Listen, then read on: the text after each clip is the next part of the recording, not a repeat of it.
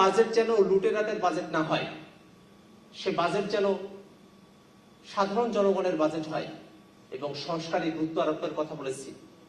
সেই বিষয়গুলোর নিরিখে কিভাবে আমাদের বাজেটের মডেলটাকে সাজানো সম্ভবপর, সেই বিষয়গুলোর কথা তারা আজকে এখানে তুলে ধরবেন।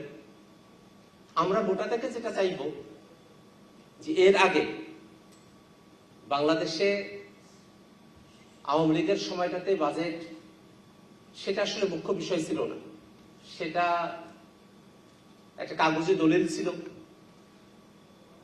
দেশটাকে পরিচালনা করত কর্পোরেট গোষ্ঠীগুলো, কয়েকটা গোষ্ঠী ছিল, তারা দেশকে চালনা করত, তারাই বাংলাদেশের পয়সাগুলোর মালিক ছিল এবং আমরা দেখলাম যে তাদের হাত ধরেই দেশের পয়সাগুলো বিদেশে পাচার করা হলো এবং আমরা তার খেসারত এখনো পর্যন্ত দিচ্ছি। এবং এখন এমন একটা ব্যবস্থা যে তারা যে বাংলাদেশের নাগরিক সেটা তারা স্বীকার করতে চায় না। তারা বিদেশে গিয়েছে, এখন যখন এক জবাবদিহিতার সময় চলে এসেছে তখন তারা দেশের কাছেও জবাবদিহিতা করতে চায় না। তারা এখন বাংলাদেশের নাগরিকত্ব ছেড়ে দিতে চায়, এমন ধরনের একটা পরিবেশ তৈরি করে রাখা হয়েছে।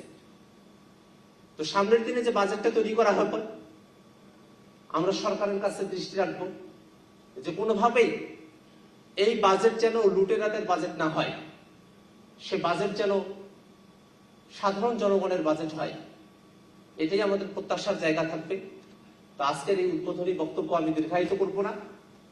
আজকের এই আলোচনায় যারা আলোচক হিসেবে অংশগ্রহণ করবেন তাদের আলোচনা শোনার আমন্ত্রণ জানিয়ে এবং আপনারা যারা সাংবাদিক বন্ধুরা আছেন আপনারা এই আলোচনাগুলো দেশের প্রান্তে প্রান্তে পৌঁছে দিবেন সেই আহ্বান জানিয়ে আমার উদ্বোধনী বক্তব্য আমি এখানে সংক্ষিপ্ত আকারে সমাপ্ত ঘোষণা করছি। ধন্যবাদ সকলকে।